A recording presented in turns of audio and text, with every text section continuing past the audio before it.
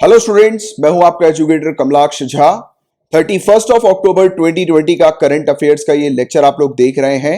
And guys, आपकी topic से related एक अच्छी अंडरस्टैंडिंग को डेवलप करने के लिए यहां पर टॉपिक्स को स्टैटिक पोर्शन यानी कि जनरल स्टडीज के साथ लिंक करते हुए कवर करवाया जाता है, जिससे कि आपकी कॉम्प्रिहेंसिव प्रिपरेशन जो है वो सिविल सर्विसेज एग्जामिनेशन के अकॉर्डिंग होती है। तो अगर आप सिविल सर्विसेज की तैयारी कर रहे हैं तो आपके लिए मैंडेटरी है इस पूरे लेक्चर को एंड तक देखना। यहां पर सभी सोर्सेज से न्यूज को हम लोग कवर करते हैं। इवन काफी सारी मैगजीन जैसे कि ईपीडब्ल्यू डाउन टू अर्थ के भी आर्टिकल्स को कवर किया जाता है, राइट। एंड प्रीलिम्स और मेंस दोनों पॉइंट ऑफ व्यू से यहां पर न्यूज को कवर करते हैं। इंग्लिश हिंदी दोनों में न्यूज यहां पर कवर की जाती है। एंड गाइस, जिस प्रकार से सिविल सर्विसेज में हम लोग को जीएस पेपर 1, 2, 3, 4 देखने को मिलता है, तो यहां पर उसी के अकॉर्डिंग हम लोग न्यूज को भी कवर करते हैं। तो आप देख सकते हैं पेपर 1, पेपर 2 और पेपर 3 के ये कुछ टॉपिक्स हैं जो आज हम लोग डिस्कस करने वाले हैं।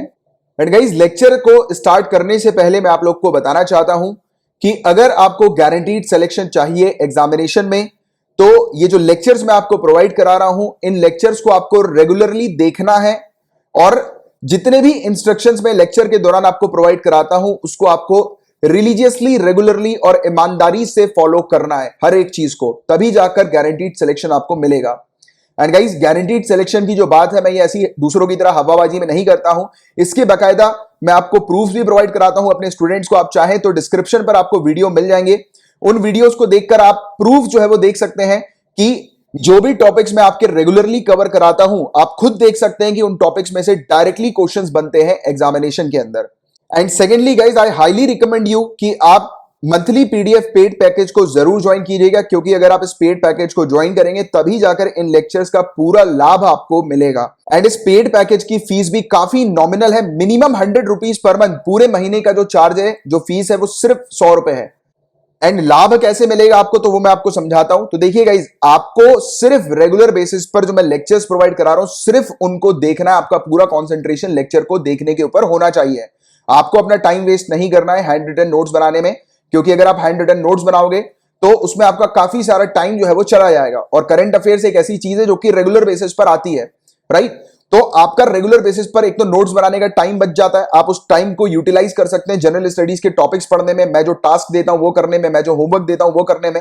इसके अलावा ऑप्शनल की आप तैयारी कर सकते हैं, आंसर राइटिंग प्रैक्टिस आप कर सकते हैं, वो भी मैं आपको प्रोवाइड कराता हूं लास्ट में, कि एक क्वेश्चन देता हूं आपको रेगुलरली। तो सबसे पहला पॉइंट तो आपका टाइम यहां पर बचता है, राइट। और दूसरी चीज, आपके पास ready to read material available रहता है। अब देखो, आपको सुबह लेक्चर देखना होता है, रात में आपको सोने से पहले मैं लेक्चर्स के नोट्स आप तक प्रोवाइड करा देता हूं। तो आप सोने से पहले लेक्चर्स के ये नोट्स पढ़ते हैं, तो आपका क्या हुआ, पहली बार रिवीजन हो गया, फर्स्ट टाइम रिवीजन हो गया।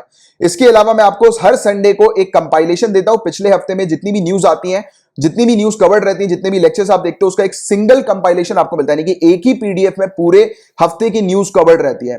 तो आपको दूसरी बार मैं पुश करता हूं कि रिवाइज करो, तो यह हो गया आपका दूसरा रिवीजन। और ऐसे ही मैं आपको मंथली मैगजीन प्रोवाइड कराता हूं, जिसमें कि आप तीसरी बार जो है वो रिवीजन करते हैं, राइट। तो अगर आपने एक टॉपिक को 3 बार रिवाइज कर लिया तो मेंस में बैठने से आपको कोई नहीं रोक सकता है। एंड मुझसे बेहतर आप खुद ही जानते हैं कि रिवीजन कितना इंपॉर्टेंट रोल प्ले करता है इस एग्जामिनेशन में, राइट। इसके अलावा इतना ही नहीं मिलता आपको इस पेड पैकेज में, मैं आपको मंथ के एंड में minimum 150 questions civil services examination के पैटर्न के ऊपर बेस प्रोवाइड कराता हूं। ये वो क्वेश्चंस होते हैं जो आपने पूरे महीने तक, यानी कि ये क्वेश्चन उन टॉपिक से बनते हैं जो आपने पूरे महीने तक कवर किए हैं, पढ़े हैं, राइट, जो मैंने आपको पढ़ाए हैं, राइट। तो इससे क्या होता है, आपकी एक बेहतरीन प्रैक्टिस हो जाती है, जिससे कि आपके सिलेक्शन को कोई नहीं रोक सकता, राइट। तो इस तरीके की स्ट्रेटेजी और इस तरीके की प्रैक्टिस जो है वो मैं आपको इस पेड पैकेज में कराता हूं, जिसकी fees minimum 100 rupees per month की है। आप चाहें तो डिस्क्रिप्शन पर चेक कर सकते हैं कि कैसे आपको इस पेड कोर्स को जो है वो ज्वाइन करना है। एंड गाइज, आप पहले लेक्चर देखिएगा, अगर आप नए आए हैं तो पहले लेक्चर देख लीजिए। अगर मैं जो आपको समझा रहा हूं वो अगर आपको समझ में आ रहा है, अच्छे से आपकी अंडरस्टैंडिंग बिल्डअप हो रही है, तो चैनल को सब्सक्राइब कर लीजिएगा एंड बेल आइकन पे भी जरूर हिट कीजिएगा। और सेम नाम से टेलीग्राम पर भी एक चैनल है जिसको आप ज्वाइन कर सकते हैं। एंड अगर आप फेसबुक पर हैं तो आप मेरे नाम कमलाक्ष झा को सर्च करके मुझे ऐड भी कर सकते हैं। सो चलिए गाइस, फिर स्टार्ट करते हैं पेपर 1 की पहली न्यूज से।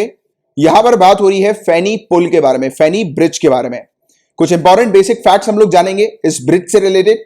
तो इंडिया को बांग्लादेश से कनेक्ट करने वाला यह ब्रिज है, मोस्ट इंपॉर्टेंट, याद रखना। 1.8 किलोमीटर का लंबा ये ब्रिज हम लोग को नजर आ रहा है। ये बनकर तैयार हो जाएगा दिसंबर 2020 तक। इसको कंस्ट्रक्ट किया जा रहा है national highways infrastructure development corporation limited के द्वारा, जो कि ministry of road and transport highways के अंडर हम लोग को देखने को मिलती है। ये एक कॉरिडोर की तरह डेवलप किया जा रहा है ट्रेड और कॉमर्स के लिए। इंडिया का जो नॉर्थ ईस्टर्न क्षेत्र है और बांग्लादेश जो है, उनके बीच में ट्रेड और कॉमर्स, व्यापार और वाणिज्य हम लोग को देखने को मिलेगा। टूरिज्म को प्रमोट करेगा ये ब्रिज, और साथ ही साथ पीपल टू पीपल टाइज, यानी कि दोनों कंट्री के बीच में, इंडिया और बांग्लादेश के बीच में जो लोगों के जो संबंध है उनको और ज्यादा अच्छा बनाएगा और बेहतर करेगा, उसको प्रमोट करेगा। साथ ही साथ ये डायरेक्ट रोड कनेक्टिविटी प्रोवाइड करा रहा है साउथ त्रिपुरा और चित्तागोंग जो रीजन है उसके बीच में, और अलाउ कर रहा है कि इंडिया चित्तागोंग के पोर्ट को जो है वो यूज कर पाए, पोर्ट ऑफ कॉल को यूज कर पाए, राइट। तो मेरा आपसे क्वेश्चन है, नीचे कमेंट बॉक्स पर लिखकर बताइएगा पोर्ट ऑफ कॉल क्या होता है, या कॉल पोर्ट्स किसको हम लोग बोलते हैं, तो नीचे कमेंट बॉक्स पर लिखकर बताइएगा इसका आंसर, क्योंकि इसके बारे में पहले भी मैं आप लोग को कवर करा चुका हूं, पढ़ा चुका हूं।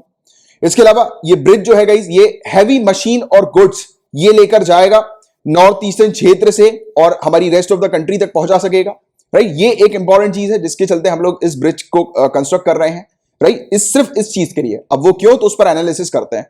तो देखो गाइस, आपको पता है कि हमारा जो नॉर्थ ईस्टर्न क्षेत्र है वहां तक पहुंचना थोड़ा सा डिफिकल्ट हम लोग को नजर आता है, क्योंकि वहां पर इंफ्रास्ट्रक्चर की प्रॉब्लम है, वहां पर प्रॉपर रोड्स वगैरह नहीं है, रोड कनेक्टिविटी हम लोग को प्रॉपर नहीं देखने को मिलती। तो एक तो यह है कि इंफ्रास्ट्रक्चर प्रॉपर नहीं है। दूसरी और बहुत इंपॉर्टेंट वजह, हमारे इंडिया को नॉर्थ ईस्टर्न क्षेत्र से कनेक्ट जब हम लोग करते हैं, तो आपने देखा होगा मैप के अंदर, ये आपको नेपाल कंट्री दिखाई देती है, ये आपको भूटान दिखाई देती है, और ये नीचे इसके बांग्लादेश है। इस पर्टिकुलर क्षेत्र से हम लोग अपने नॉर्थ ईस्टर्न क्षेत्र को जो है वो कनेक्ट करते हैं, यानी कि एक ऐसा रूट है जिस रूट पर 3 कंट्रीज हम लोग को नजर आती है। अब इन 3 कंट्रीज के कारण ये वाला जो रूट है ना, ये एक स्ट्रेटेजिक लोकेशन के तौर पर हम लोग को देखने को मिलता है, राइट, क्योंकि यहां पर सिक्योरिटी काफी ज्यादा रहती है तैनात, क्योंकि ऑब्वियस बात है 3 कंट्रीज है तो क्रॉस बॉर्डरिंग एक्टिविटीज भी हम लोग को देखने को मिलती है, राइट। तो इसलिए बहुत सख्त सिक्योरिटी यहां पर होती है।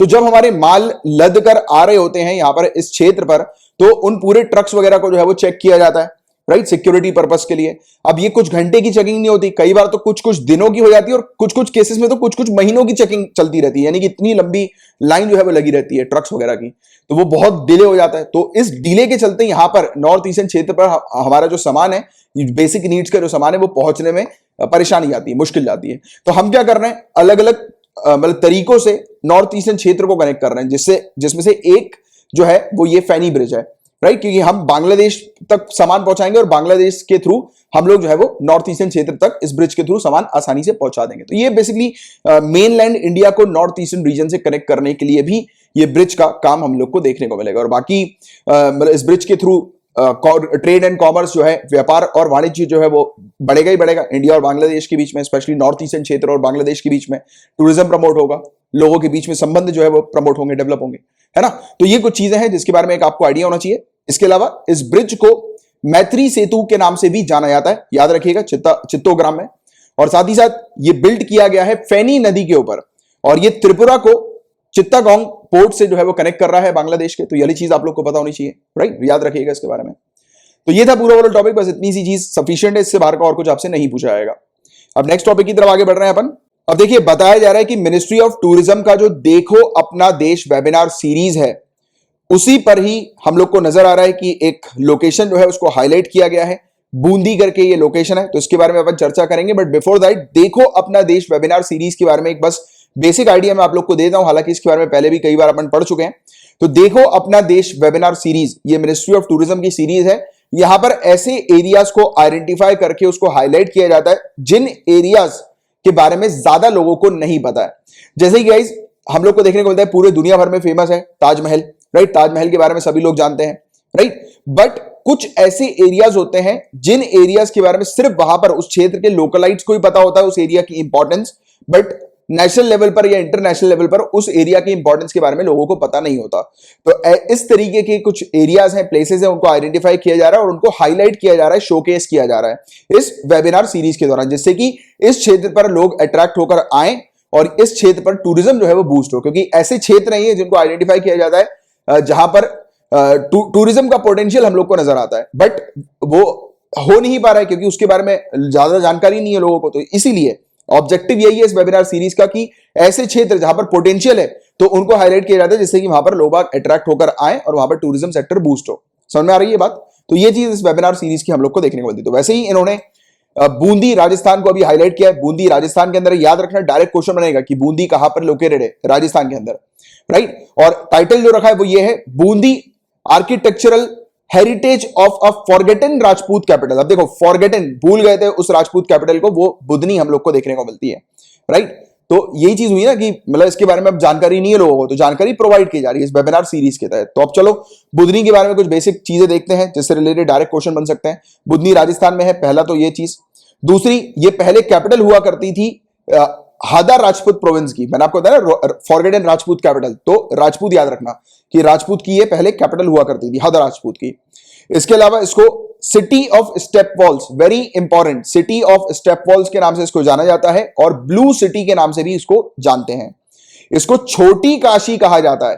काशी आप जानते हैं, इस काशी पे हम लोग को बहुत भारी मात्रा में मंदिर देखने को मिलते हैं, मंदिरों का शहर काशी जो है वो बताया जाता है, राइट। वैसे ही ये छोटी काशी, क्योंकि यहां पर भी 100 से ज्यादा मंदिर है, काफी सारे मंदिर यहां पर नजर आते हैं। अच्छा, आप मुझे नीचे कमेंट बॉक्स में लिखकर बताइएगा कि काशी जो फेमस है, जो हम लोग को ओरिजिनल काशी देखने को मिलता है, तो वो किस राज्य में है? नीचे कमेंट बॉक्स पर उसका आंसर लिखकर बताइए फटाक से। अच्छा, इसके अलावा यहां पर जो टेंपल कंस्ट्रक्ट किए गए थे अर्ली फेज में, पहले के समय पर जो टेंपल्स यहां पर बनाए गए थे, तैयार किए गए थे, वो नागर स्टाइल के किए गए थे। वेरी इंपॉर्टेंट, सिविल सर्विसेज में क्वेश्चंस आते हैं कि ये टेंपल फलाना कौन से स्टाइल का है, इसके बारे में भी हम पढ़ चुके हैं।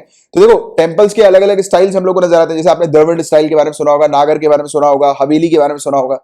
तो वैसे ही यहां पर नागर स्टाइल स्टार्टिंग में शुरू हुआ था, उसके बाद फिर इन्होंने एक नई टाइपोलॉजी इमर्ज करी, यानी कि एक अलग प्रकार का अपना स्टाइल जो है वो उभर कर आया, यहां पर देखने को मिला, जिसमें इन्होंने नागर स्टाइल को हवेली के साथ जो है वो मिक्स कर दिया था। अमालगमेशन इसका हम लोग को देखने को मिला था, राइट। मतलब टेंपल को आप देखोगे तो कुछ फीचर उस टेंपल के आपको नागर स्टाइल के नजर आएंगे, कुछ फीचर हवेली के नजर आएंगे। तो इस प्रकार की चीज भी इन्होंने कंस्ट्रक्ट करना शुरू किया इस तरीके से टेंपल्स को। इसके अलावा यहाँ पर जैन टेंपल्स भी हम लोग को नजर आते हैं तीसरे टाइप में।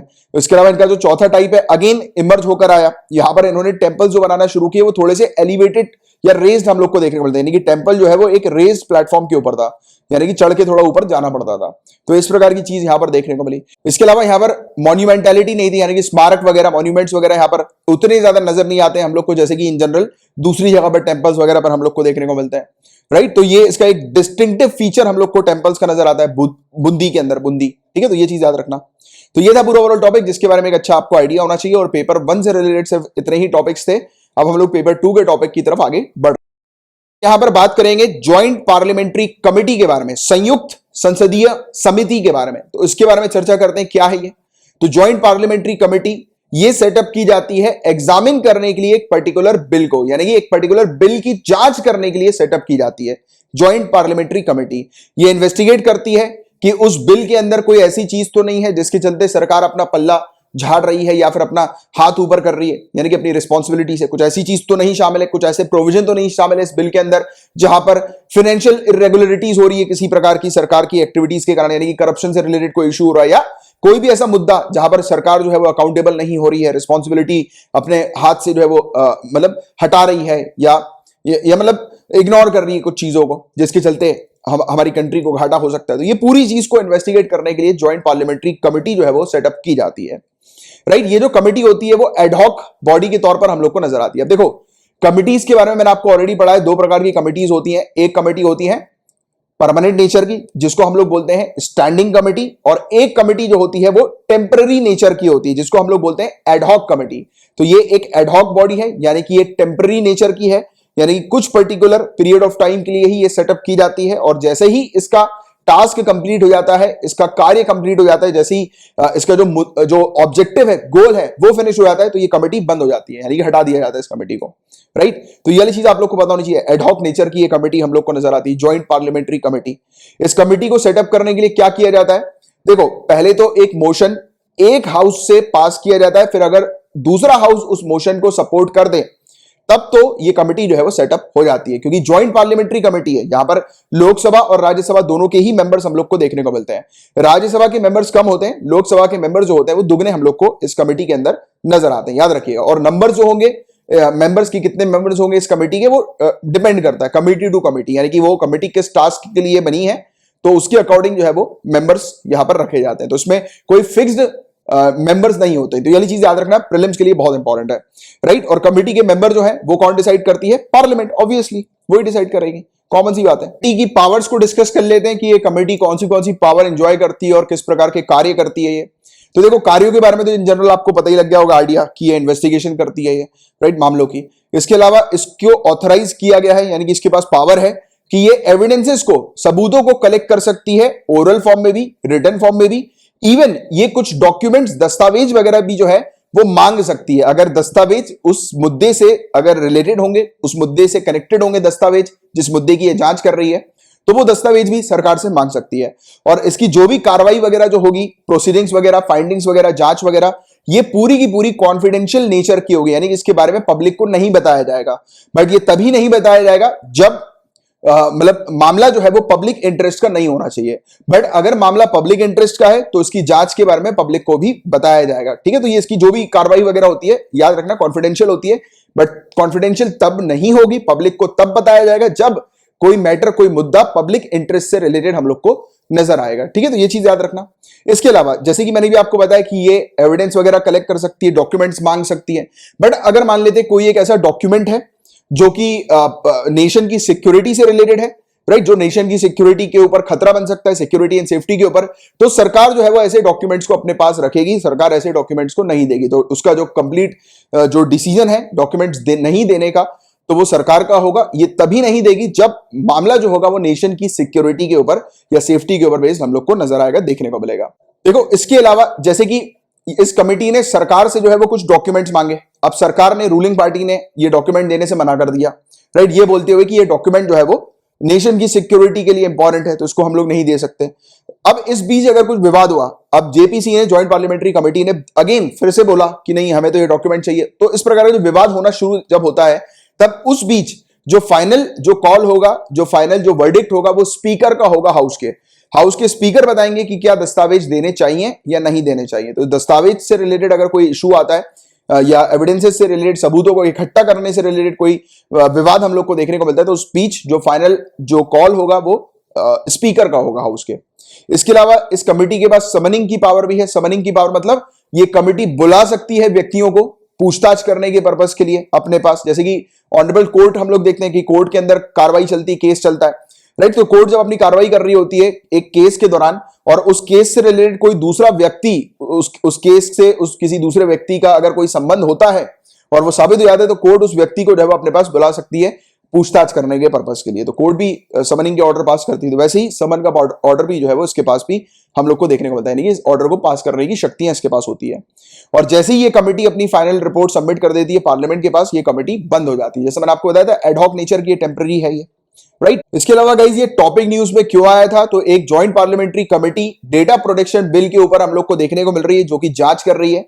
इसने एफिडेविट मांगा है ट्विटर से, ट्विटर हम लोग यूज करते हैं, तो उससे एक एफिडेविट मांगा है कि ट्विटर लिख कर दे कि क्यों उसने लद्दाख को चाइना का पार्ट दिखाया है। एक्चुअली ये जो पूरा मामला है, मुद्दा जो है वो डिस्प्ले ऑफ रॉन्ग मैप का है। ट्विटर जो हम लोग यूज करते हैं, ट्विटर ने एक गलत मैप जो है वो डिस्प्ले किया था, जिस मैप पर जो हमारा लद्दाख की जो टेरिटरी है उसको इसने चाइना की टेरिटरी घोषित करते हुए दिखाया था, यानी कि लद्दाख के रीजन को इसने चाइना का रीजन बताया था, राइट। तो और ये जो मामला है ना ही सिर्फ एक सेंसिटिव मामला है इंडिया के लिए या इंडियंस के लिए, क्योंकि देखो गलत बात होगी ना कि हमारी टेरिटरी को किसी और की मतलब किसी दूसरी कंट्री की टेरिटरी कैसे दिखाया जा रहा है। तो ये तो इंटीग्रिटी को के ऊपर भी क्वेश्चन है, ये तो हमारी कंट्री की सॉवरेनिटी के ऊपर भी इशू हम लोग को नजर आ रहा है। और दूसरी बात, हमारी कंट्री को डिसरिस्पेक्ट किया जा रहा है। और आपको पता होगा कि not respecting the country is also a criminal offence, आपराधिक दोष है ये। अगर हमारी कंट्री का अगर कोई सम्मान नहीं कर रहा है, राइट, तो ये उस सामने वाले के खिलाफ जो है वो कार्रवाई की जाएगी। और इंडिया का मैप सही तरीके से नहीं डिस्प्ले जो करते हैं, तो उनको 7 साल तक की जेल सुनाई जाती है, 7 साल तक की सजा इसके ऊपर, गलत मैप डिस्प्ले करने के ऊपर। तो ये भी है, क्रिमिनल ऑफेंस है ये एक प्रकार का। तो इस प्रकार की चीज भी आप थोड़ी याद रखना, क्योंकि क्या पता ये पूरी चीज के बारे में आपसे ना पूछे, ये छोटी सी चीज सिविल सर्विसेज आपसे पूछ ले, क्योंकि सिविल सर्विसेज मेनली देखते हैं कि आप कितने अटेंशन से चीजों को ऑब्जर्व करते हो, देखते हो। तो अटेंशन ये होना चाहिए आपका कि 7 साल तक की सजा है उन लोगों के ऊपर जो लोग इनकरेक्टली मैप को डिस्प्ले करते हैं, इंडियन मैप को, राइट। तो यह चीज भी आप लोग को पता होनी चाहिए, इसका भी एक आपको इन जनरल आइडिया होना चाहिए। अब बात हो रही है national programme and project management policy framework के बारे में। इसको लॉन्च किया है नीति आयोग और क्वालिटी काउंसिल ऑफ इंडिया के द्वारा। इस फ्रेमवर्क के थ्रू इंडिया के अंदर जितने भी इंफ्रास्ट्रक्चर प्रोजेक्ट्स हैं और उसका जो एग्जीक्यूशन की जो प्रोसेस है उस पर एक बड़ा रिफॉर्म जो है वो लाया जा रहा है। काफी इंपॉर्टेंट टॉपिक है इंफ्रास्ट्रक्चर प्रोजेक्ट्स में रिफॉर्म के लिए। तो जैसे कि आप लोग सभी जानते हैं कि अलग अलग फील्ड्स के प्रोफेशनल्स हम लोग को देखने को मिलते हैं, है ना। अलग अलग फील्ड में अलग अलग प्रोफेशनल्स होते हैं जिनका काम होता है। जैसे कि अगर हम लोग बात करें आईटी इंफॉर्मेशन टेक्नोलॉजी की, तो उसके अलग प्रोफेशनल्स हम लोग को नजर आते हैं। जैसे इंजीनियर्स हम लोग देखते हैं तो इंजीनियर्स भी प्रोफेशनल्स हैं, राइट, जो कि पूरा इंफ्रास्ट्रक्चर वगैरह कंस्ट्रक्ट करने का काम करते हैं। बट जो पूरा प्रोजेक्ट है उसका एग्जीक्यूशन है, जैसे कि एक प्रोजेक्ट को बनाना है, तैयार करना है, राइट। अब उस प्रोजेक्ट को, अरे यार देखो, इसको तो इजी तरीके से हम लोग ठेकेदार क्या करते हैं, पूरा ठेका लेते हैं और उनकी पूरी रिस्पॉन्सिबिलिटी लेते हैं अपने ऊपर कि इनको पूरा जो है मतलब एक पर्टिकुलर जो भी इनको चीज दी जाती है, जो भी प्रोजेक्ट दिया जाता है, तो उसको वो पूरा मैनेज करते हैं ठेकेदार। वैसे ही अब इसको प्रोफेशनलिज्म में लाया जा रहा है। जैसे कि लोग एमबीए करते हैं तो कंपनीज वगैरह में मैनेजर्स की उनको पोस्ट वगैरह मिलती है और अलग अलग फील्ड का एमबीए हम लोग को नजर आता है, देखने को मिलता है, राइट। तो लोग मैनेजर्स वगैरह बन जाते हैं, आपको पता होगा उसके बारे में। तो वो क्या है, प्रोफेशनलिज्म फील्ड है। वैसे ही सेम इंफ्रास्ट्रक्चर प्रोजेक्ट्स के अंदर भी इसी प्रकार का प्रोफेशनलिज्म लाने के लिए ये चीज जो है वो की जा रही है, ये फ्रेमवर्क जो है वो लाया गया है।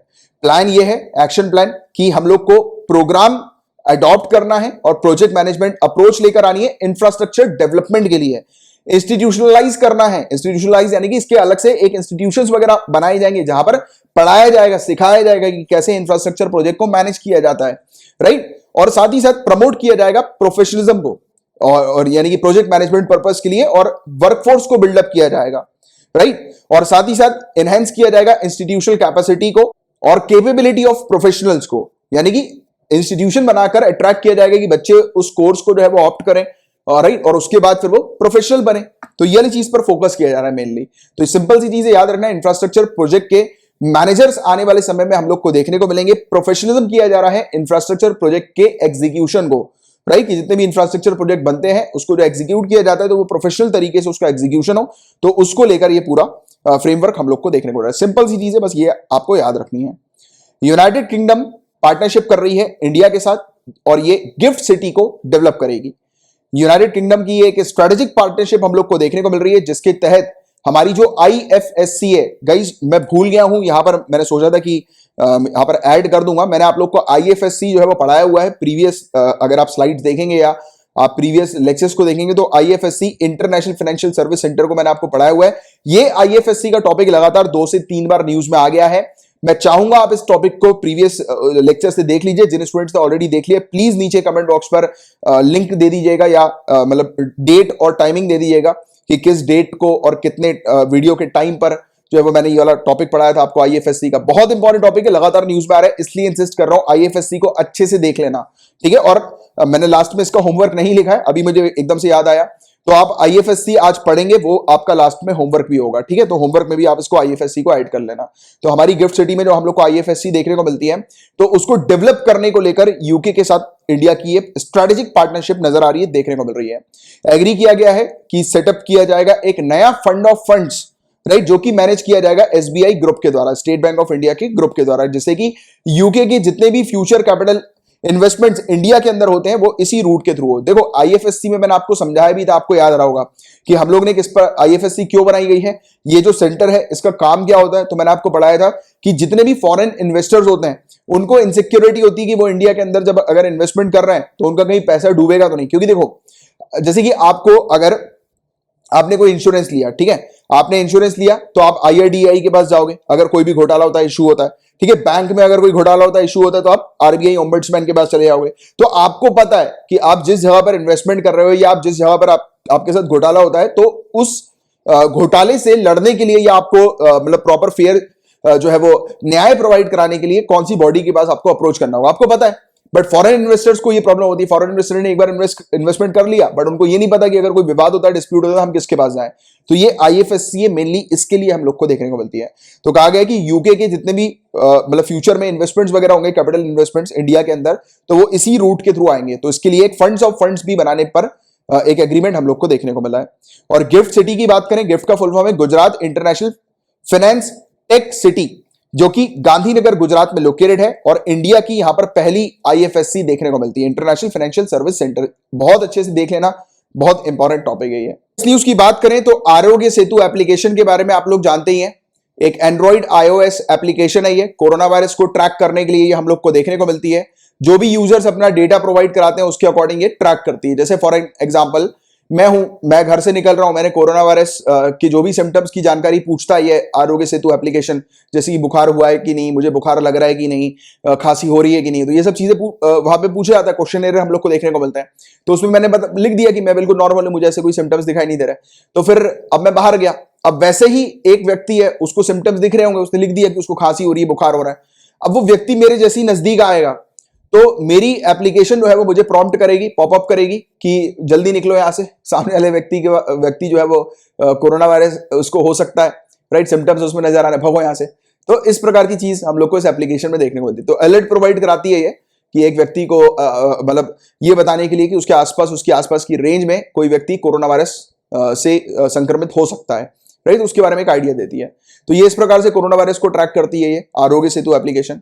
तो एक आरटीआई लगाई गई थी। आरटीआई के बारे में आप जानते हैं, कुछ दिनों पहले अपने आरटीआई के बारे में पढ़ा भी है, राइट टू इंफॉर्मेशन के बारे में, राइट। एक आरटीआई लगाई गई थी, पूछा गया था कि इस एप्लीकेशन का क्रिएशन कैसे हुआ, कैसे बनी है एप्लीकेशन।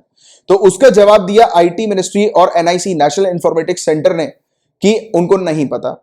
अब आप देखिएगा कि ये इस प्रकार के जो रिप्लाईज होते हैं, जैसे आप सरकार से कुछ चीज पूछ रहे हो और सरकार बोले मुझे नहीं पता, तो कितनी गलत बात है ये वाली चीज, है ना। कैसे नहीं पता यार, आपने एप्लीकेशन बनाई और आपको नहीं पता, इसका मतलब क्या है। ये होता है ना, अक्सर हम लोग देखते हैं कि हमें किसी को कुछ बताना नहीं होता, हमें पता है हालांकि, पर हमें उसको बताना नहीं होता, तो हम बोल देते हैं अरे भाई नहीं पता यार, बोलते कि नहीं बोलते। सेम वैसे ही किया इसने। इस चीज को लेकर सीआईसी सेंट्रल इंफॉर्मेशन कमीशन गुस्सा हो गई बुरी तरह से। उन्होंने बोला कि ये जो इन्होंने जवाब दिया है आईटी मिनिस्ट्री और एनआईसी ने, ये बहुत ही ऊटपटांग टाइप का जवाब है और इस प्रकार के रिप्लाई जो है उसकी उम्मीद सिटीजन सरकार से नहीं करती है। जब आरटीआई का प्रोविजन है और उस आरटीआई के प्रोविजन के तहत सिटीजन जो है उनको जानकारी मिलनी चाहिए जो वो पूछ रहे हैं, अनटिल अनलेस कि वो नेशनल सिक्योरिटी को लेकर उस जानकारी से रिलेटेड कोई खतरा ना हो। तो वो अगर कुछ चीज पूछ रहे हैं तो उनको जानकारी मिलनी चाहिए प्रॉपर, उनको रिप्लाई में ये चीज नहीं आना चाहिए कि उनको नहीं पता। तो इस प्रकार की जो रिप्लाई है उसको लेकर सीआईसी काफी ज्यादा गुस्सा हो गई है और उन्होंने एनआईसी और आईटी मिनिस्ट्री से ये चीज कही है कि लिख कर दो कि आपके ऊपर क्यों पेनाल्टी नहीं लगाई जाए आपके इस कृत्य के चलते, यानी कि जो भी आपने ये कार्य किया है, जो भी इस प्रकार का जो रिप्लाई दिया है उसके कारण आपके ऊपर क्यों पेनाल्टी नहीं लगाई जाए, आप लिखित में दो। तो ये चीज जो है वो कही है उनसे और उनके इस प्रकार के रिप्लाई के लिए, तो इसको लेकर ये पूरा टॉपिक हम लोग को देखने को मिला था। और आरोग्य सेतु एप्लीकेशन आप जानते हैं कि पब्लिक प्राइवेट पार्टनरशिप मोड के ऊपर जो है वो लॉन्च की गई थी सरकार के द्वारा, राइट। और सेंट्रल इंफॉर्मेशन कमीशन की बात करें 2005 में ये स्टैब्लिश की गई थी। आरटीआई के अंडर ये हम लोग को देखने को मिलती है सेंट्रल इंफॉर्मेशन कमीशन और इसको हेड करते हैं सेंट्रल इंफॉर्मेशन कमिश्नर। और मामले यहां पर सुने जाते हैं इंफॉर्मेशन सीकर के, यानी कि अगर कोई इंफॉर्मेशन सीकर है, किसी ने आरटीआई लगाकर इंफॉर्मेशन मांगी और सामने वाला बंदा जिसने इंफॉर्मेशन मांगी वो बंदा सेटिस्फाइड नहीं है कि उसके रिप्लाई से, तो वो क्या कर सकते हैं, यहां पर आकर सेंट्रल इंफॉर्मेशन कमीशन में आकर जो है वो अपनी एप्लीकेशन लगा सकते हैं और कंप्लेन जो है वो कर सकते हैं कि वो सेटिस्फाइड नहीं है रिप्लाई से। तो ऐसे ही हुआ, सीआईसी के पास एक कंप्लेन गई और उस कंप्लेन के आधार पर सीआईसी ने रिस्पॉन्स में लताड़ दिया इसको एनआईसी और आईटी मिनिस्ट्री को, क्योंकि ये गलत बात है ना। सरकार जो है वो रिस्पॉन्सिबल है एक प्रकार से, आरटीआई सरकार को रिस्पॉन्सिबल बनाती है और अकाउंटेबल बनाती है कि कोई भी व्यक्ति अगर सरकार से कुछ पूछ रहा है आरटीआई लगाकर, राइट, तो सरकार को उसको वैलिड आंसर देना है, वैलिड रिप्लाई देना है, ऐसा नहीं कि हमें नहीं पता, ये तो गलत बात हो गई ना। तो इस प्रकार की चीज है। तो ये इसकी जो पूरी सुनवाई होती है इस प्रकार के केसेस की, अगर कोई व्यक्ति सेटिस्फाइड नहीं है पब्लिक अथॉरिटी से तो वो यहां पर जो है वो मामला लगा सकता है, यानी कि अपना केस वगैरह जो है वो लगा सकता है। एक्चुअल में ये मतलब केस नहीं बोलेंगे इसको, ये एप्लीकेशन यहां पर फाइल कर सकता है या कर सकती हैं, ठीक है। और सीआईसी अपनी एनुअल रिपोर्ट सबमिट करते हैं यूनियन गवर्नमेंट को। याद रखना, सीआईसी की एनुअल रिपोर्ट ऑनरेबल प्रेसिडेंट के पास नहीं जाती, यूनियन गवर्नमेंट के पास ये जाती है, ठीक है, क्योंकि इस प्रकार की चीजें अक्सर प्रीलिम्स में आ जाती है। यूनियन गवर्नमेंट आपको याद रखना है, ठीक है। अब गाइस यहां पर बात करेंगे असर के बारे में। असर, annual status of education report, इसको स्टेटस कर लीजिएगा कि annual status of education report है। तो सर्वे कंडक्ट किया गया था सितंबर में, नेशन वाइड सर्वे होता है, पूरी हमारी कंट्री का ये सर्वे नजर आता है। गांव क्षेत्र का ये सर्वे होता है, गांव गांव में ये सर्वे कंडक्ट किया जाता है, यानी कि पूरे रूरल एरियाज हमारी कंट्री के उसको कवर किया जाता है। और ये एजुकेशन और लर्निंग आउटकम के ऊपर बेस्ड ये सर्वे होता है। इसका मतलब क्या हुआ, चेक किया जाता है कि गांव क्षेत्र पर एजुकेशन फैसिलिटीज अवेलेबल है कि नहीं है, वहां पर स्कूल्स है कि नहीं है, ये पहले चेक किया जाता है। और जहां पर स्कूल्स हैं तो फिर चेक किया जाता है वहां पर क्वालिटी एजुकेशन प्रोवाइड की जा रही है कि नहीं की जा रही, जिससे कि बच्चों का जो लर्निंग आउटकम है वो दिखे। यानी कि जो बच्चे पढ़ाई कर रहे हैं, पढ़ाई करने के बाद रिजल्ट बच्चों का कैसा आ रहा है, तो उस चीज को भी यहां पर देखा जाता है, चेक किया जाता है, राइट, कि बच्चों में रीडिंग और अर्थमेटिक स्किल्स है कि नहीं है, तो इस चीज को देखा जाता है। तो ये पूरा सर्वे इस प्रकार से कंडक्ट होता है। सर्वे कंडक्ट किया जाता है एनजीओ प्रथम के द्वारा। मोस्ट इंपॉर्टेंट याद रखना, एनजीओ प्रथम ये सर्वे को कंडक्ट करती है। पिछले 15 सालों से ये सर्वे कंडक्ट कर रही थी। इस साल इसका जो सर्वे है ये फोन कॉल्स के ऊपर बेस्ड हम लोग को नजर आया, देखने को मिला। और सर्वे ने बताया लर्निंग लॉस आप जानते ही हैं गाइस कि कोरोना वायरस के कारण हुआ है, देखने को मिला। स्कूल्स वगैरह बंद थे और गांव क्षेत्र में तो डिजिटल डिवाइड हम लोग को नजर आ रहा है। तो याद रखिएगा, डिजिटल डिवाइड एजुकेशन में देखने को मिल रहा है, राइट। ये चीज इंपॉर्टेंट है मेंस पर्सपेक्टिव से। ये वाली लाइन आप लिखेंगे, डिजिटल डिवाइड इन एजुकेशन। क्या पता ऐसे में ये वाली चीज आ जाए कि डिजिटल डिवाइड एजुकेशन का एक टॉपिक आपको दे दिया जाए और उस पर कहा जाए कि आप लिखिए ऐसे। तो इसके बारे में भी प्रिपेयर करके रखो अपने आप को, डिजिटल डिवाइड के बारे में, क्योंकि अभी हुआ है गांव क्षेत्रों के अंदर बच्चों के पास मोबाइल फोन्स, लैपटॉप्स तो दूर की बात है, इंटरनेट ही नहीं है वहां पर। और इंटरनेट के बिना कहां से ऑनलाइन क्लास चलनी है, राइट, मुश्किल है, राइट। एक्सेस कैसे मिलेगा? तो बच्चों को टेक्नोलॉजी का एक्सेस नहीं मिल पा रहा है, ये एक बड़ा इशू वहां पर नजर आ रहा है। स्कूल्स की तरफ से फैसिलिटीज नहीं प्रोवाइड की गई, ये दूसरा वजह है जिसके कारण से लर्निंग आउटकम में लॉस हम लोग को नजर आया, देखने को मिला, लर्निंग लॉस हुई, ठीक है। तो ये कुछ चीजें इस रिपोर्ट ने बताई। कोरोना वायरस पेंडेमिक के समय पर क्या चीज देखने को मिली? बताया गया कि 20% जो गांव क्षेत्र के बच्चे हैं उनके पास उनके घरों में किताबें नहीं हैं। आंध्र प्रदेश के अंदर 35% से भी कम बच्चों के पास उनके पास खुद की किताबें हैं। और अच्छा किया है वेस्ट बंगाल, नागालैंड और असम ने, क्योंकि वहां पर बच्चों के पास 98% से भी ज्यादा बच्चे हैं जिनके पास किताबें अवेलेबल हैं। इसके अलावा जिस समय पर यह सर्वे कंडक्ट किया जा रहा था, जिस हफ्ते में यह सर्वे कंडक्ट किया जा रहा था, उसमें यह चीज सामने आई कि 3 में से 1 जो बच्चा है उसके पास कोई भी लर्निंग एक्टिविटी नहीं है, यानी कि किसी तरीके से उसकी पढ़ाई नहीं हो रही उस बच्चे की। इसके अलावा 3 में से 2 बच्चे ऐसे मिल रहे हैं जिनके पास कोई भी रीडिंग मटेरियल नहीं है, लर्निंग मटेरियल नहीं है, या कोई भी ऐसी एक्टिविटी नहीं उनके पास अवेलेबल है जो कि उनको स्कूल्स के द्वारा प्रोवाइड की गई हो, राइट। इसके अलावा सिर्फ 10 में से 1 ही बच्चा, सिर्फ 1, जो कि ऑनलाइन लाइव क्लास का लुत्फ उठा सकता है या फिर एक्सेस कर सकते हैं ऑनलाइन लाइव क्लासेस का। तो ये चीज यहां पर बताई जा रही है। और 3% गांव क्षेत्र के बच्चे जिनकी उम्र 6 से लेकर 10 साल की है, उन्होंने अभी तक स्कूल्स में दाखिला नहीं लिया है। अगर हम लोग कंपेयर करें पिछले साल के मुकाबले तो कोई दाखिला नहीं लिया, बिल्कुल डाउन हो गया पूरा रेट। इसके अलावा एनरोलमेंट पैटर्न्स ये भी बताता है कि धीरे धीरे करके लोग बाग जो है वो गवर्नमेंट स्कूल्स की तरफ शिफ्ट हो गए, क्योंकि प्राइवेट स्कूल्स में फीस लगती है ज्यादा, तो इसलिए गवर्नमेंट स्कूल्स के अंदर एजुकेशन हम लोग को यानी कि एनरोलमेंट वगैरह जो है वो हम लोग को देखने को मिल रहा है ज्यादा, राइट, कंपैरेटिवली प्राइवेट सेक्टर के स्कूल्स की, क्योंकि प्राइवेट सेक्टर में पैसा ज्यादा लगता है और अभी इनकम नहीं हो पा रही है पेरेंट्स वगैरह की, राइट, कोरोना वायरस के चलते। तो उसके चलते उन्होंने अपने बच्चों को गवर्नमेंट स्कूल्स वगैरह में जो है वो दाखिला दिलवा दिया। तो गवर्नमेंट स्कूल्स के जो ये है एनरोलमेंट वो बढ़ गए हैं। और बताया जा रहा है कि प्राइवेट स्कूल्स में ड्रॉप देखने को मिल रहा है एनरोलमेंट में इसी एज ग्रुप के बच्चों में, 6ठी से लेकर 10वीं क्लास के, ठीक है। तो ये चीज यहां पर बताई गई, नजर आई है। तो ये असर की इस रिपोर्ट में ये पूरी चीज हम लोग को देखने को मिली थी। और पेपर 2 से रिलेटेड सिर्फ इतने ही टॉपिक्स थे। अब पेपर 3 के टॉपिक की तरफ आगे बढ़ रहे हैं। अब इस न्यूज की बात करें, बहुत ही इंपॉर्टेंट न्यूज है। वाटर मॉलिक्यूल की डिस्कवरी हुई है चांद के ऊपर, और चांद के सदर्न हेमिस्फीयर पर हुई है पानी की खोज। तो ये चीज बताई जा रही है, और ये क्लेवियस क्रेटर में डिस्कवर हुआ है। क्रेटर क्या होते हैं? देखो, ये चांद में जो गड्ढे दिख रहे हैं ना, ये क्रेटर कहा जाता है इसको, राइट। तो कौन से क्रेटर पर हुई है? क्लेवियस क्रेटर पर। क्वेश्चन यहां से भी बन सकता है कि क्लेवियस क्रेटर जो है वो क्या है। तो याद रखना कि ये चांद का क्रेटर, मून का क्रेटर हम लोग को देखने को मिल रहा है, जिसका नाम है क्लेवियस क्रेटर। पहली बार ऐसा हुआ है कि पानी सनलिट साइड में डिटेक्ट हुआ है, यानी कि जिस क्षेत्र पर सूर्यों की किरण पड़ती है, जो एरिया जो है वो एक्सपोज हम लोग को नजर आता है, दिखाई देता है, तो वो जो एरिया है उस पर पानी की खोज हुई है। अभी तक लग रहा था कि सिर्फ जो शेडोई पार्ट है, जो डार्कर एरिया है चांद का, सिर्फ वहीं पर ही पानी नजर आ सकता है, बट ऐसा नहीं है। अब सनलिट साइड पर भी पानी नजर आया है। इस चीज को कंफर्म किया है नासा के stratospheric observatory for infrared astronomy के द्वारा, सोफिया के द्वारा। इस खोज की क्या महत्व हम लोग को देखने को मिल रही है, सिग्निफिकेंस क्या देखने को मिल रहे हैं? तो देखो, ये एक पोटेंशियल लाइफ का मार्कर के तौर पर नजर आ रहा है, यानी कि ये एक हम लोग को संकेत दे रहा है कि वहां पर लाइफ है चांद पर, राइट। क्योंकि पानी जो है, ऑब्वियसली आप लोग जानते हैं कि पानी जहां पर है वहां पर लाइफ की अवेलेबिलिटी हम लोग को देखने को मिलती है, लाइफ होती है। और पानी एक प्रीशियस रिसोर्स है डीप स्पेस के अंदर। अब क्यों इतना प्रीशियस कहा जाता है पानी स्पेस में?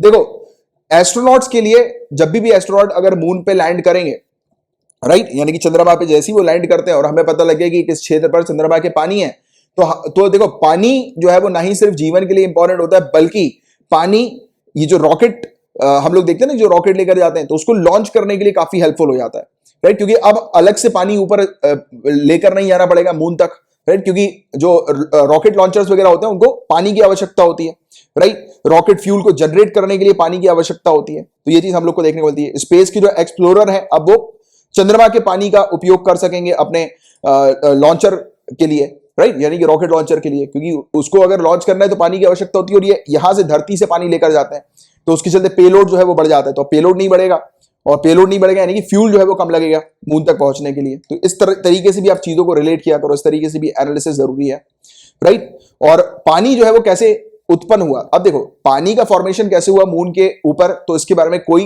पुख्ता सबूत नहीं है, कोई पुख्ता रिसर्च स्टडी नहीं है, सिर्फ जो है वो एजम्पशन किए जा रहे हैं कि एक कहा जा रहा है कि स्पेस रॉक्स जो है, यानी कि स्पेस पर जो चट्टाने वगैरह हम लोग को देखने को मिलती है जिनमें पानी वगैरह होगा, जैसे आपको पता होगा इस स्पेस में हम लोग को बहुत सारे रॉक्स वगैरह जो है वो सस्पेंडेड देखने को मिलते हैं, घूमते हुए नजर आते हैं, राइट, स्पेस के अंदर। तो ऐसी हुआ होगा कि बॉम्बार्डिंग हो गई होगी मून के ऊपर, यानी कि काफी सारे ऐसे चट्टान, ऐसे रॉक्स हम लोग को देखने को मिल रहे होंगे जिनमें पानी होगा और वो मून के ऊपर गिर गए होंगे, राइट। तो ये चीज भी बताई गई है। दूसरी चीज ये कही गई है कि सन से जो सोलार विंड आती है तो वो अपने साथ हाइड्रोजन को लेकर आती है, और मून की जो मिट्टी है, सॉइल है, तो वहां पर कुछ रिएक्शन वगैरह हो गया होगा इस हाइड्रोजन का मिनरल्स के साथ, यानी कि मून की मिट्टी के मिनरल वगैरह के साथ, तब हाइड्रोक्सिल का क्रिएशन हुआ होगा, फिर बाद में जाकर वो पानी बन गई। तो ऐसे अजम्पशन है, अभी एग्जैक्टली नहीं पता साइंटिस्ट को भी कि कैसे ये पानी आया, बट अज्यूम किया जा रहा है कि ये सब चीजें हो सकती है, राइट, इसके पीछे। तो ये था पूरा ओवरऑल टॉपिक। बाकी सोफिया की बात करें तो सोफिया एक modified Boeing 747 SP jet liner हम लोग को देखने को मिलती है, जो कि 45,000 फीट के एल्टीट्यूड पर फ्लाई करती है, यानी कि इतने ऊपर जो है ये मूव करती है, फ्लाई करती है। ये ज्वाइंट प्रोजेक्ट है नासा का और जर्मन एरोस्पेस सेंटर का। इसमें लगा है इंफ्रारेड कैमरा। इंफ्रारेड कैमरा क्या देखता है गाइस, तो ये पानी के जो मॉलिक्यूल्स हैं उनको डिटेक्ट कर लेता है और उसको ऑब्जर्व करता है, देखता है ये, और कहां पर देखता है, ये डार्कर एरियाज पे देखता है।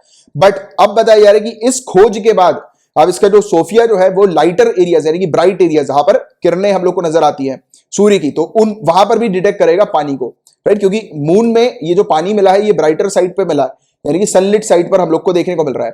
तो इस रिसर्च के तहत स्पेस में जहां पर भी सनलिट साइड है वहां पर भी अब देखा जाएगा कि कहीं पानी की अवेलेबिलिटी है कि नहीं है, वाटर मॉलिक्यूल्स की अवेलेबिलिटी है कि नहीं। इसके अलावा एक इंपॉर्टेंट चीज कि पानी की खोज जो है वो किसके द्वारा की गई थी, तो याद रखना चंद्रयान 1 मिशन के थ्रू पानी की खोज सबसे पहली बार हुई थी, कि मून पर पानी है, सबसे पहला एविडेंस मिला था कि चंद्रमा में पानी होने का, ये चंद्रयान 1 मिशन के थ्रू हम लोग को देखने को मिला था, इसरो का था ये मिशन। बट अगर आपसे कोई पूछ ले कि टेक्निकली चांद पर पानी की खोज किसके द्वारा की गई थी, तो आपको यूएसए पता होना चाहिए, यूएसए का नासा पता होना चाहिए, क्योंकि नासा का था ये इंस्ट्रूमेंट जो कि हमारे चंद्रयान 1 में लगाया गया था।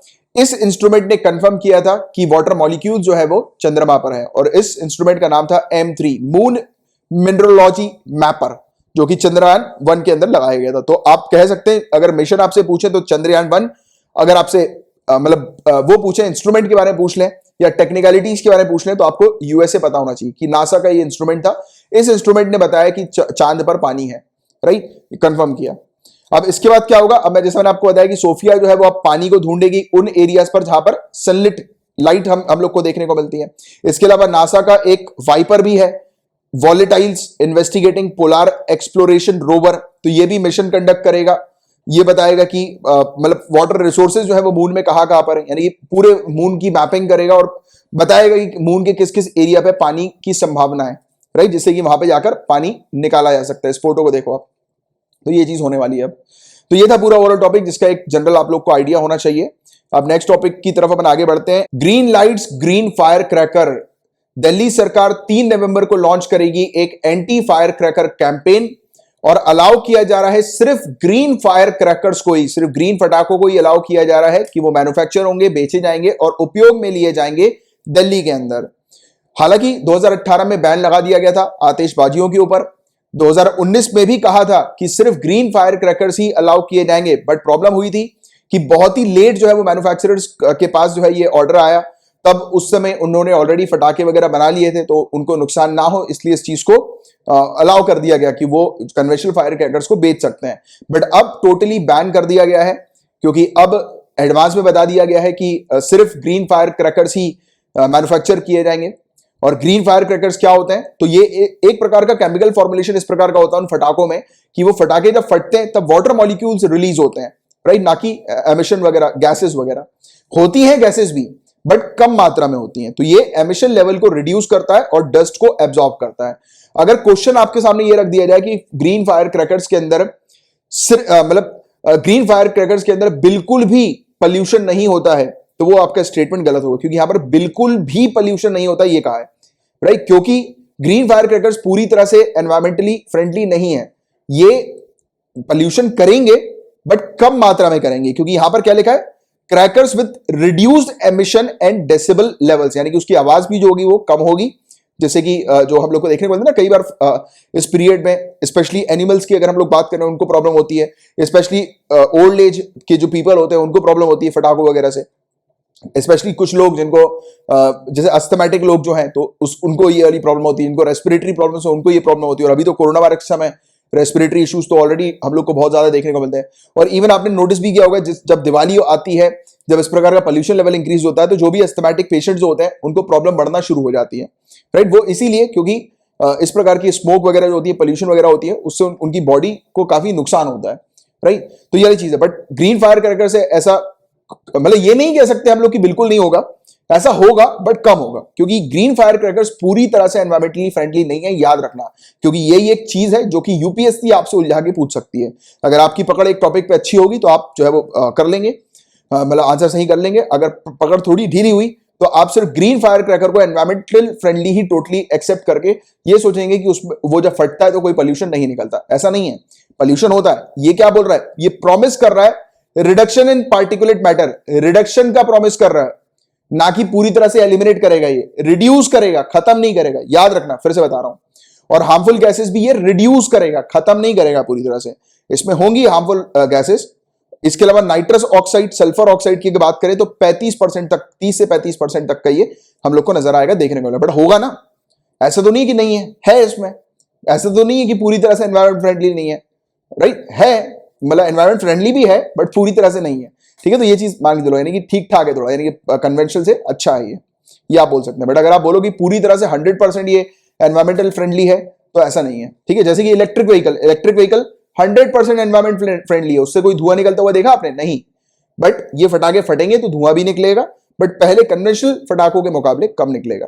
तो ग्रीन फायर क्रैकर्स नाम पे मत जाना, इसके प्रॉपर्टीज आप थोड़ी सी देखना, तब आपको चीजें समझ में आएगी। और ऐसी ही अंडरस्टैंडिंग यूपीएससी आपसे चाहता है, डिमांड करता है।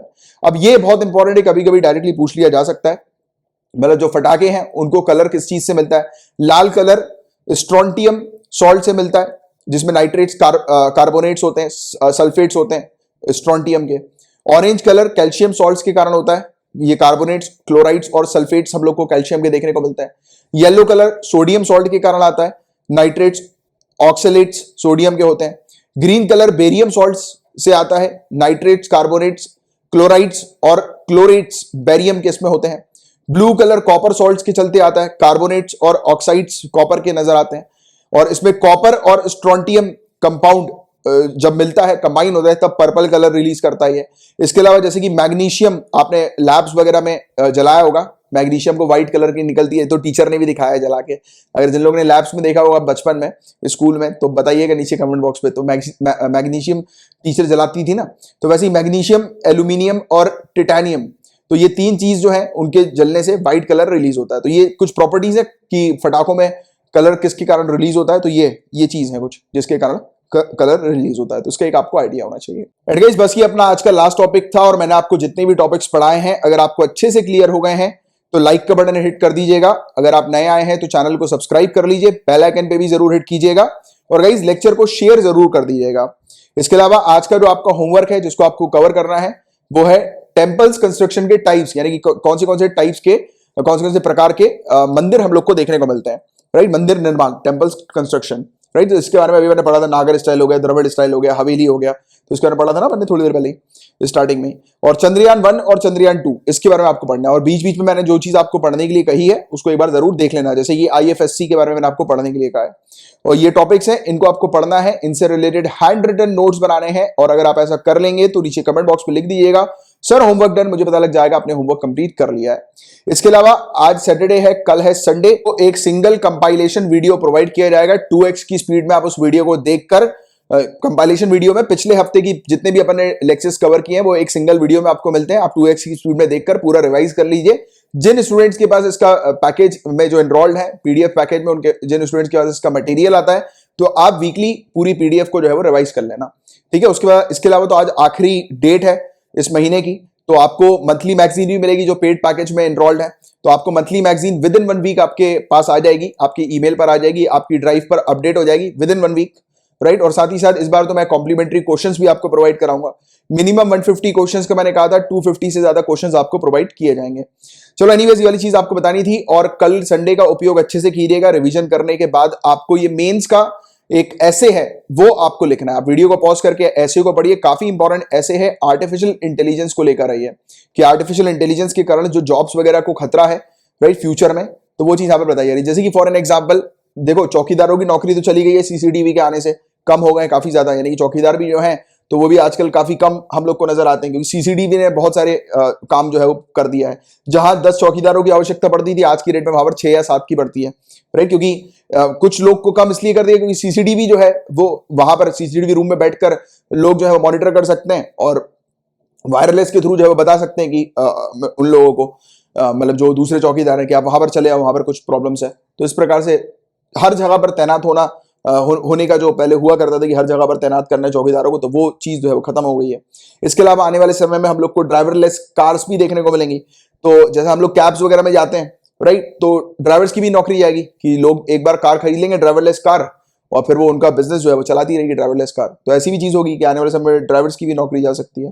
तो ये चीज बताई जा रही है कि आर्टिफिशियल इंटेलिजेंस जो बढ़ती आ रही है, तो क्या उससे जॉबलेस फ्यूचर का खतरा है, यानी कि लोगों को जॉब नहीं मिलेगी, या फिर लोगों को और बेटर अपॉर्चुनिटी मिल सकती है अगर लोग बाग अपने आप को अपस्किल करें या रीस्किल करें, राइट। तो ये चीज यहां पर बताई गई है।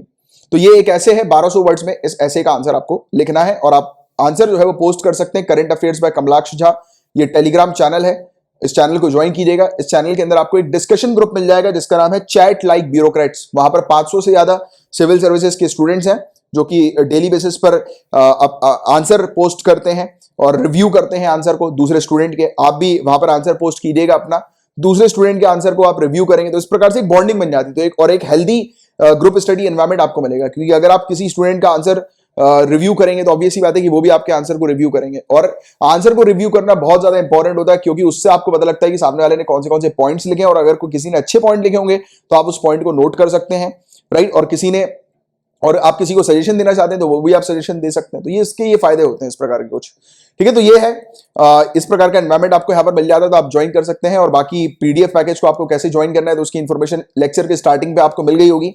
और साथ ही साथ जैन से लेकर जुलाई 2020 तक की इन 7 महीनों की अगर आपको PDF चाहिए तो ये भी आपको मिल जाएगी। इसकी जो टोटल फीस है वो सिर्फ 300 रुपीज है, टोटल फीस 7 महीनों की। और उसके बारे में एक वीडियो भी बनाया हुआ है, नीचे डिस्क्रिप्शन पर देखिए, एक वीडियो की लिंक आपको मिलेगी, उस लिंक के थ्रू जो है आप पूरा देख लीजिएगा, और उसके बाद आप 7 मंथ्स की मैगजीन भी ले सकते हैं, ठीक है।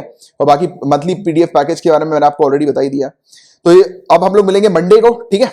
और आप फेसबुक पे हैं तो आप मुझे यहाँ पर ऐड भी कर सकते हैं, मेरे नाम को सर्च करके फेसबुक पे। आप मंडे को मिलते हैं, तब तक के लिए bye bye, take care, have a great day ahead.